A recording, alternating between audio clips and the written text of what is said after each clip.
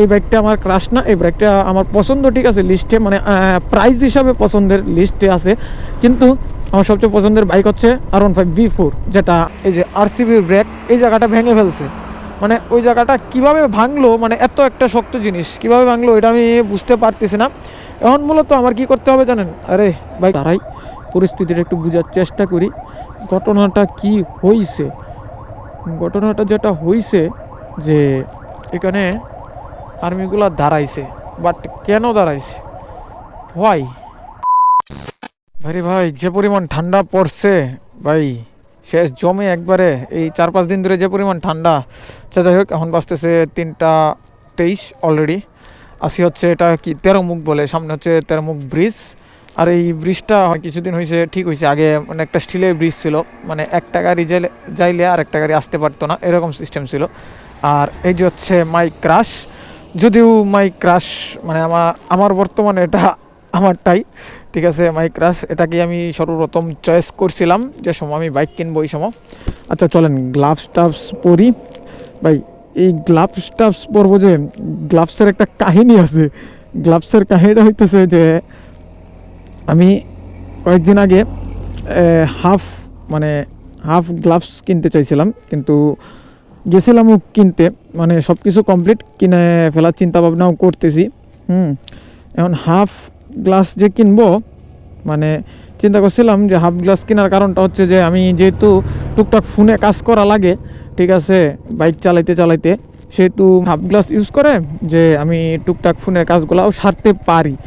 But পরে আমার friend circle 2-1 মানা করছে যাতে হাফ গ্লাস না কিনি, মানে ঠান্ডার অবস্থা ভালো না। হ্যাঁ, এই জন্য হাফ গ্লাস আর কিনা হয় নাই, ওইখান থেকে রিটার্ন চলে আসি। এখন মানে বুঝতেছি যদি হাফ গ্লাস কিনতাম তাহলে শুধু একটা ধরা খাইতাম, যেহেতু এগুলো আমার গ্লাভসগুলো আগেই ছিল, এগুলো এখন বর্তমানে ঠান্ডাতে ইউজ করতেছি, আর গরমে তো গ্লাভস ইউজ করা হয় না। হ্যাঁ, তারপরেও হাফ গ্লাস কিনতে হবে, গরমের সময় হাফ গ্লাস দিয়ে চালানোটা বেটার।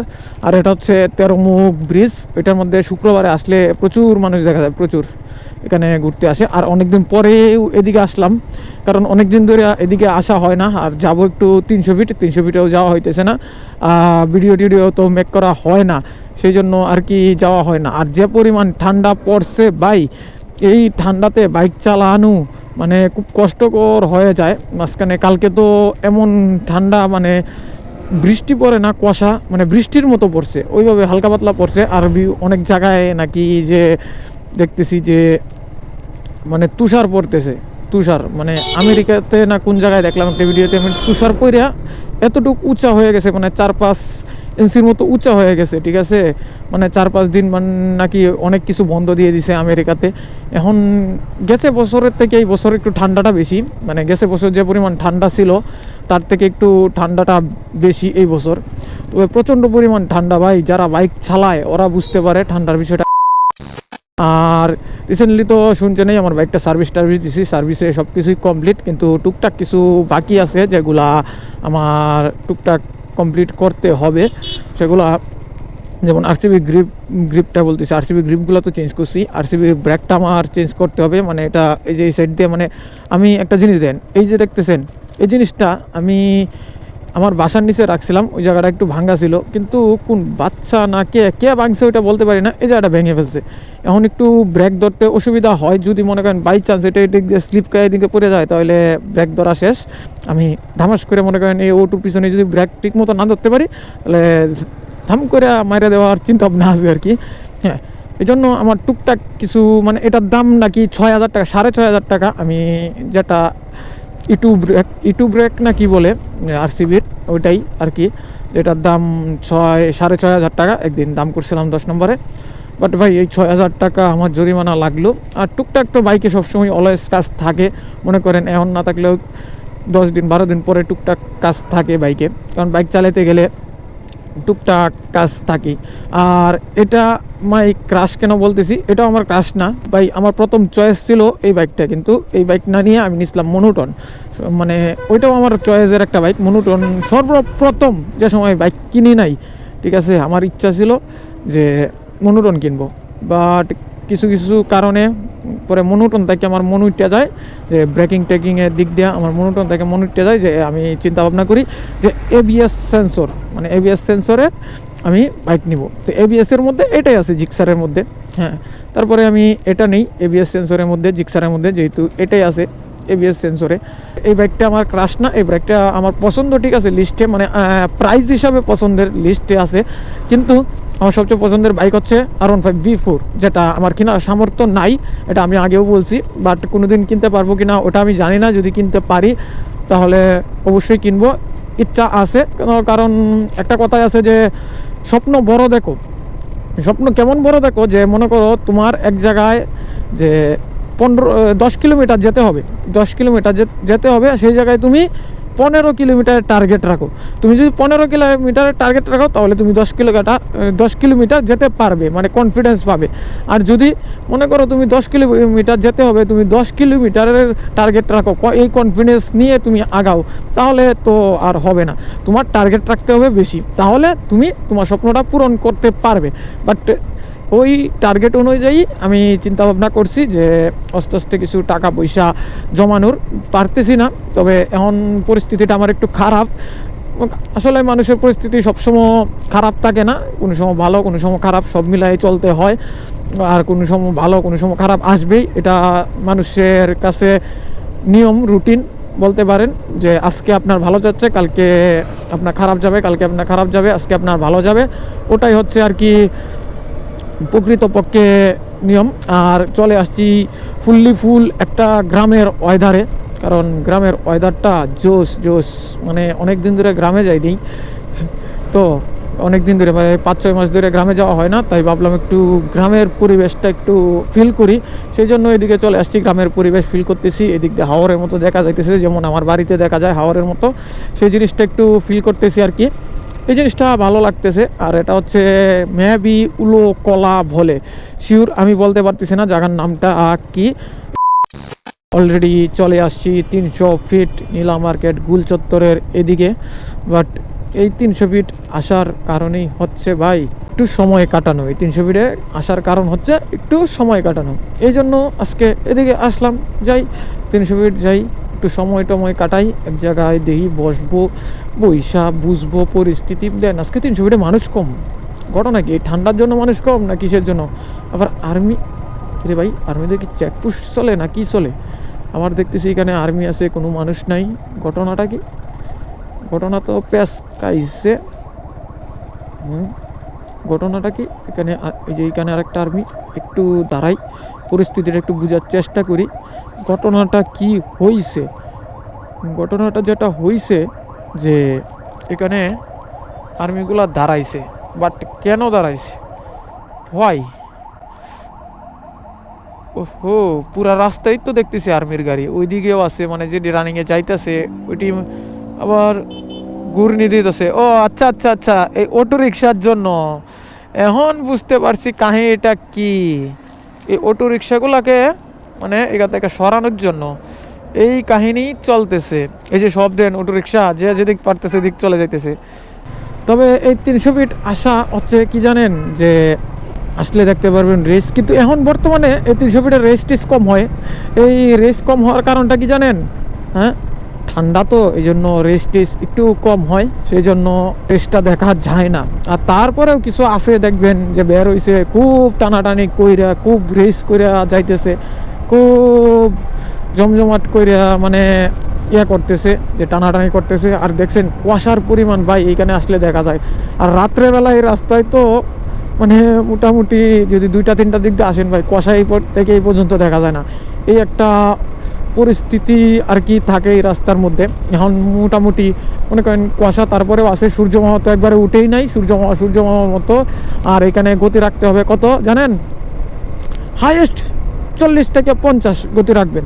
কারণ ভাই যে পরিমাণ ঠান্ডা, একবার যদি ঠান্ডা লাগা যায়, ঠিক আছে, আপনার সব শেষ, আপনার কাজকর্ম শেষ, পরের দিন আর বের হইতে পারবেন না।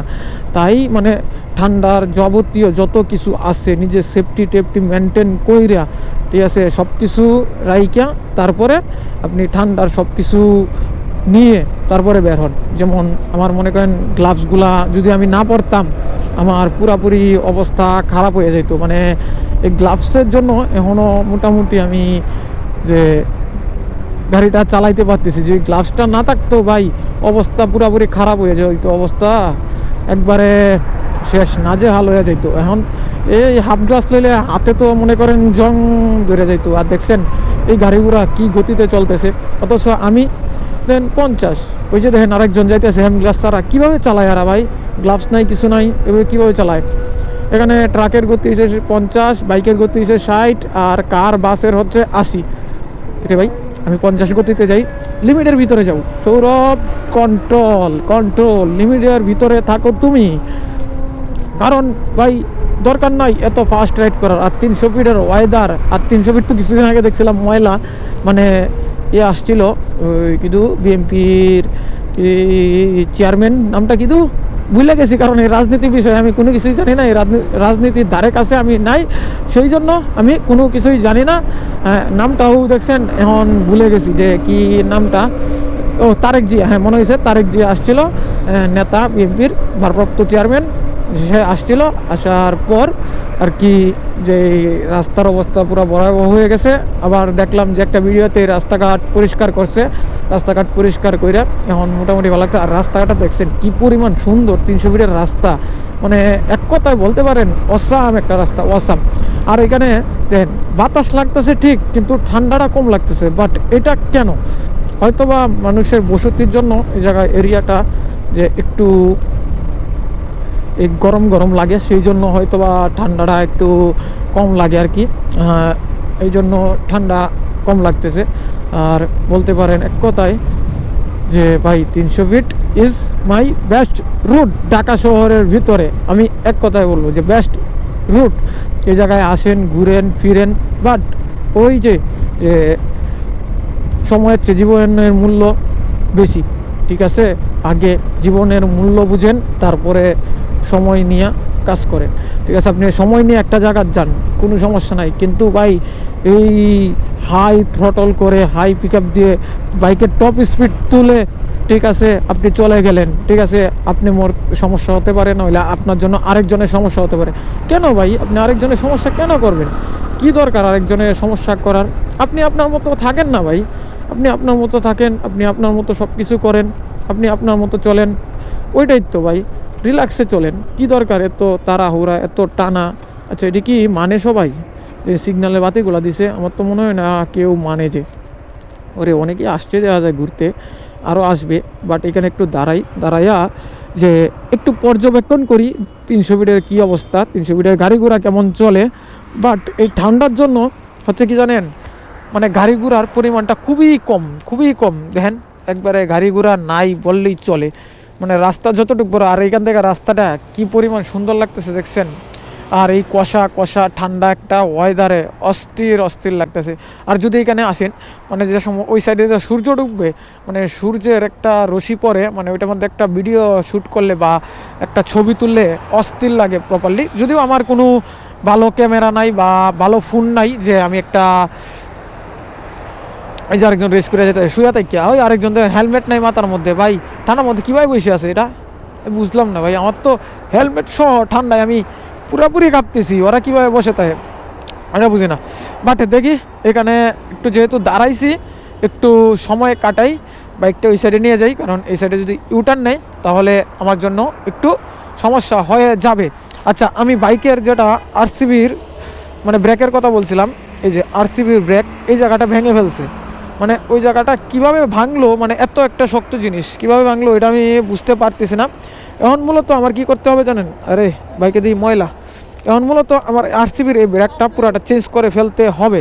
হ্যাঁ, কিন্তু আরেকটা জিনিস চেঞ্জ করতে হবে, হ্যান্ডেল বারটা এই দেখছেন জঙ্কার পরে গেছে, এই জিনিসগুলো আমার মানে আস্তে চেঞ্জ করতে হবে, কারণ একবারে তো আমি চেঞ্জ করতে পারবো না, আমার তো ইউজ পরিমাণ টাকা নাই।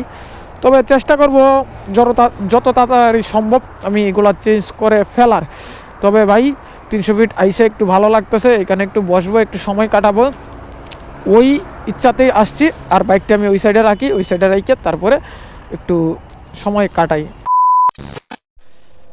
ভাইরে ভাই, যে পরিমাণ ঠান্ডা লাগতেছে, আমি ভাবছিলাম বাতাস নাই, মোটামুটি ভালো বাতাস আছে 300 ফিটে। ভাই যে পরিমাণ ঠান্ডা লাগতেছে, এখন এখানে দাঁড়াইয়া 5-10 মিনিট দাঁড়াইছি, শরীর টরিল পুরা আমার কাঁপতেছে, মানে একবারে অবস্থা পুরাপুরি খারাপ, মানে শরীরের অবস্থা একবারে শেষ ভাই। এখান থেকে এখন চলে যাওয়াটাই আমার জন্য বেটার, কারণ টুকটাক কিছু কাজ আছে, কারণ এখানে আমার কাজটা সারতে হবে। কারণ কাজ সারতে সারতে কয়টা বাজে বলতে পারি না, বাট কাজের ফাঁকে ফাঁকে নিজেকে একটু তো সময় দিতে হবে। সেই জন্য মোটামুটি একটু নিজেকে সময় দেওয়ার জন্য বের হয়েছিলাম। যাই হোক, এখন মোটামুটি কাজের উদ্দেশ্যে বের হয়ে যাই। আর এখন তো বাজে অলরেডি 4টা 2, আসছি হচ্ছে 10-15 মিনিট হয়েছে, এখানে 10-15 মিনিট বসলাম। বৈশা এখন আর কি করব, এখন আর কোনো কাজ নেই। তবে অনেকেই ঘুরতে আসতেছে, মানে এখানে স্থানীয় যারা এখানে মাঝে মধ্যে আইসা একটু সময় টময় কাটায়, সেই জন্য এদিকে আসে আর কি। আর সামনে হচ্ছে বসুন্ধরা। বসুন্ধরা মানে সেক্টরের ভিতরে আমার একটু ঢুকতে হবে, বসুন্ধরা একটু কাজ আছে, ওই কাজটা সাইরা পরে দেখি কোন সময় ফিরতে পারি। আর কোন সময় ফিরবো না ফিরবো ওইটা আমি বলতে পারতেছি না, মেক শিওর বলা যাইতেছে না, কারণ কাজের চাপ আজকে একটু বেশি। আজকে কাজের একটু প্রেশার নিয়ে বের হয়েছি, কারণ আমার লাঞ্চের পরে বের হওয়ার কথা ছিল, যে কাজগুলো আছিল লাঞ্চের পরে বের হয়েছি, ঠিক আছে 3টার দিক দিয়ে বের হয়েছি, এখন বাজে 4টা। যদিও একটু আগে কাজগুলো শুরু করতে পারতাম তাহলে কাজগুলো সারতে পারতাম, যেহেতু কাজগুলো এখনও শুরু করি নাই সেহেতু একটু আজকে প্যারা হয়ে যাবে। তবে কিছু করার নাই, একটু প্যারা নিতেই হয়, কারণ নিজেকে একটু সময় দিতে গেলে একটু প্যারা ট্যারা নিতেই হয়। আর 300 ফিট আইসে একটু ভালো লাগতেছে, কারণ আসলাম একটু ঘুরলাম, এনজয় করলাম, সেই জিনিসটা আর কি একটু ভালো লাগতেছে। আর দু একটা বাইকের রেসও দেখলাম, যেগুলা ভিডিও করতে পারি নাই, ভিডিও করতে পারলে ভালো হইতো, কারণ বাইকের রেসগুলা দেখলে একটু ভালো লাগে। আর 300 ফিট এরিয়া তো বলছেই যে 300 ফিট, সেই একটা জোস। আবার এদিক দিয়ে উল্টা আসে, ওটা হচ্ছে কমন বিষয়, উল্টা আসাটা, বাট ওটা ম্যাটার করে না। এখন মোটামুটি মনে করেন আমি এদিক দিয়া বসুন্ধরা সিটির ভিতরে চলে যাব। বসুন্ধরা হচ্ছে বামে, তারপরেরটা আর বলতে পারতেছি না। এই টুকটাক কাজ অলরেডি 4টা 4 বাজে। তবে আজকের ভিডিওটা এ পর্যন্তই, কারণ আজকে আসছিলাম এই 300 ফিট একটু সময় কাটানোর জন্য, এই টুকটাক সময় কাটানো। আর যে পরিমাণ ঠান্ডা লাগতেছে, বাইক একটু স্পিডে চালাইতেও পারতেছি না এই ঠান্ডার কারণে। এখন আর কি করব, যে অস্তে দিয়ে বাইক চালাই। তবে মোটামুটি টুকটাক কিছু বাইকার আসছে যে ছবি টবি তোলার জন্য। আমার তো আর কেউ নাই যে আমাকে ছবি তুলে দিবে, আমি একা একাই চলতেছি। এদিক দিয়ে বামে ঢুকবো না সামনে দিয়ে বামে ঢুকবো এটা বুঝতেছি না। এখানে না, সামনে গিয়ে বামে ঢুকাটাই মনে হয় আমার জন্য বেটার হবে। কারণ হচ্ছে যাও, তুমি যাও, আমি সামনে গিয়ে তারপরে বামে ঢুকে যাবো। এদিক দিয়ে ঢুকবো না, এদিক দিয়ে ঢোকাটা আমার জন্য একটু প্যারা হয়ে যাবে। এদিক দিয়ে ঢুকতে গেলে আবার ঘুরে ওই দিক দিয়ে আসতে হবে, তার চেয়ে বরং আমি এই সোজা রাস্তা দিয়ে, সহজ রাস্তা দিয়ে সামনে গিয়ে বামে ঢুকে যাব, তার চেয়ে আমার বেটার এটাই হবে। আর এই ঠান্ডার জন্য ভাই বাইক টেক চালানো ভালো লাগতেছে না, মানে শরীর টরিল কাঁপতেছে। তবে কিছু করার নাই ভাই, মানে একটু বাইকের ফিল নিতে চাইলে, মানসিক শান্তি নিতে চাইলে এই ঠান্ডার মধ্যেই সবচেয়ে বাইক চালানোটা বেটার। আর ঠান্ডার মধ্যে একটা মজা আছে বাইক চালায়, যদিও ঠান্ডা লাগে, এই বৃষ্টি টিষ্টি নাই, কোনো কিছু নাই, এই জিনিসটা আর কি ভালো লাগে যে ঠান্ডার মধ্যে বাইক চালানোটা। তবে আজকের ভিডিওটা এ পর্যন্তই। যদি ভিডিওতে কোনো কিছু ভালো লাগে প্লিজ একটা লাইক করে দিবেন অ্যান্ড সাবস্ক্রাইব করে দিবেন। দেখা হচ্ছে আবারও নতুন কোনো ভিডিও নিয়ে। সে পর্যন্ত সবাই ভালো থাকবেন, সুস্থ থাকবেন, টাটা।